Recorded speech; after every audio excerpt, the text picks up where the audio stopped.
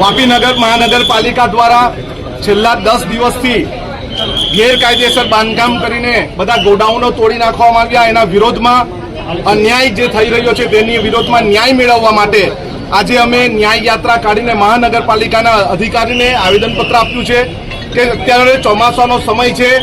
અત્યારે લોકો પોતે વૈકલ્પિક વ્યવસ્થા શોધી શકતા નથી, તેમજ એમના કહેવા દ્વારા એમની પાસે જે પેપરના પુરાવા છે એ દ્વારા કોઈ પણ અવૈધ નથી, અને જો અવૈધ હોય તો એમને વાંધો પણ નથી, પરંતુ પૂરેપૂરો સમય આપવામાં આવે એમના ઘર પરિવાર સાથે ચોમાસાની સિઝનમાં કઈ જગ્યાએ જાય અને એમને કમર્શિયલ બાંધકામ પર એમણે કામ કર્યું છે એને હેતુફેર કરવા માટેનો પણ સમય આપે એવી બધાની માંગણી હતી. એ માંગણી અમે આવેદનપત્ર દ્વારા આપવામાં આવી છે. પાલિકાએ તો ના જ નથી પાડેલી કે ધંધો નહીં કરો એવું. રેસિડેન્શિયલ એરિયામાં નહીં જોઈએ, કોમર્શિયલ અને ઇન્ડસ્ટ્રીયલમાં શિફ્ટ કરો. એમને હેતુ ફેર કરવા માટેનો સમય આપવામાં આવે. 2 મહિના પહેલા જ તોડતે તો વાંધો નહીં, પરંતુ અત્યારે ચોમાસાનો સમય છે, ઘર પરિવાર સાથે અને આટલા બધા સામાનની સાથે એવો ક્યાં જશે એની વૈકલ્પિક વ્યવસ્થા કરવાનું કામ પણ સરકારનું છે, તેમજ અહીંના અધિકારીઓનું છે. અમે એ જ કહેવામાં આવ્યા છે, એ જ માંગણી કરવા આવ્યા છે કે તમે જે પણ હોય તે એમને વૈકલ્પિક વ્યવસ્થા કરવાનો સમય આપવામાં આવે.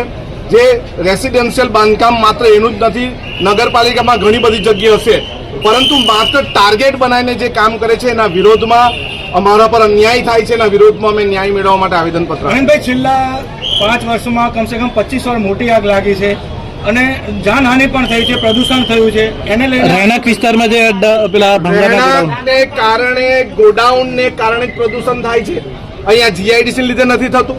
જીઆઈડીસી નું ખરાબ પાણી ક્યાં જાય છે અમને ખબર છે, અને માત્ર આ જ વિસ્તારમાં આગ લાગે છે. શું ફેક્ટરીઓમાં આગ નથી લાગતી? શું ફેક્ટરીઓ બંધ કરી છે? એક ફેક્ટરી મને ઉદાહરણ બતાવો, કઈ ફેક્ટરી બંધ કરી છે? કઈ મહાનગરપાલિકાએ બંધ કરાવી છે? અને આ ચોર લુચ્ચી સરકાર મહાનગરપાલિકા આ બધા ગામડાઓ લે છે, તો જીઆઈડીસી કેમ પોતાના મહાનગરપાલિકા વિસ્તારમાં લેતા નથી? નોટિફાઈડ એરિયા કેમ નથી લેતા? શું અમને મૂર્ખ સમજે છે?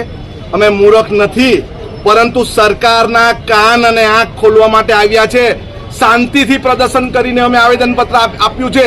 ધરણા પ્રદર્શન કરતા વાર નહીં લાગશે. પરિવારની સાથે બેસી જઈશું અને ધરણા પ્રદર્શન કરીશું. ખાસ કરીને 11 ગામ માટે પણ તમે લડત લડ્યા, એમાં પણ જેનો કોઈ નિવેડો આવેલો નથી. તમને શું લાગે છે કે આ નિવેડો આવશે? 11 ગામ જે નથી જોડાવાના, અમે કાયદેસરની લડાઈ લડીએ છીએ. અમે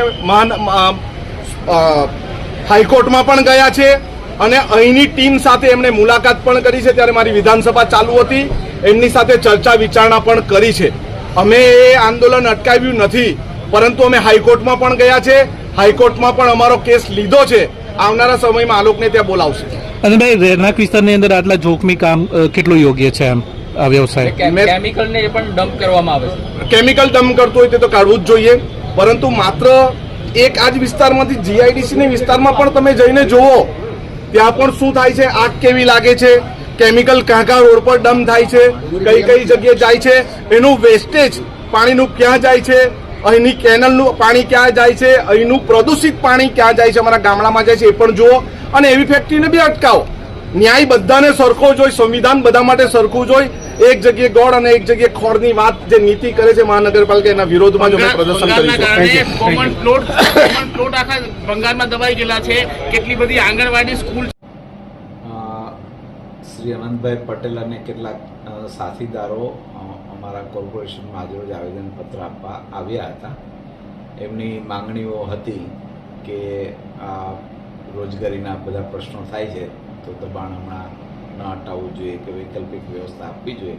આવી વિવિધ માંગણીઓને લઈને આવેદનપત્ર આપેલ છે.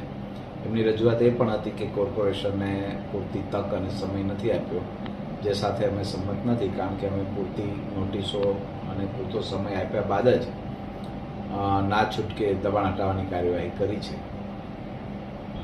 અને એમની રજૂઆત જે કંઈ છે એ વિશે કમિશનર સાહેબને અવગત કરીશું, પરંતુ જે ખોટું છે, ગેરકાયદેસર છે, એ તો ગેરકાયદેસર જ છે.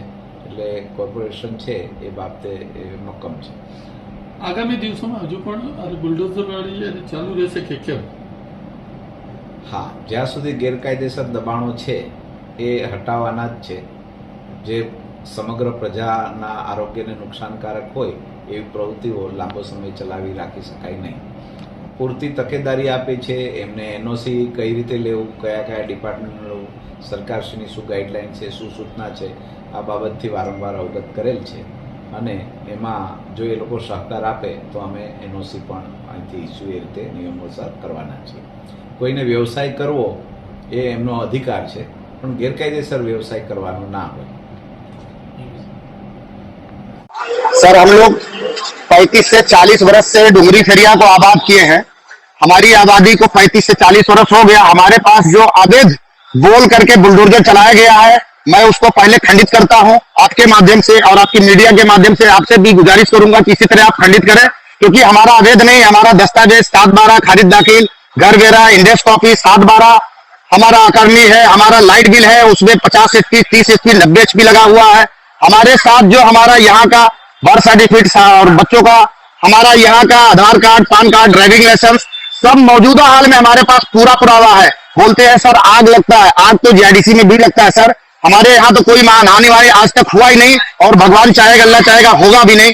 तो मैं इस प्रशासन से ये रिक्वेस्ट करूंगा कि हमारे दुकानों को, मकानों को अवैध बता रही है, उसको इस तरह गलत ना ठहराए, लोगों को भ्रमित ना करे, हमको अपने संज्ञान में बुला के हमारा भी कुछ सुने और हमको अपनी बात गाइडलाइंस दे, ताकि हम लोग उसका विचार सुने और अपने विचार को उस पर विमर्श करके रख सके.